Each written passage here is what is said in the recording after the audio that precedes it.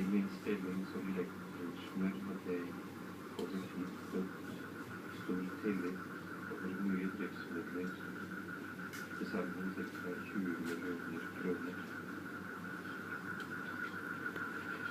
Ingen tvilte å gjøre innkjøp jeg ikke hadde fullmakt til. Jeg tillot produksjon. Det tippet helt over til manisk handling.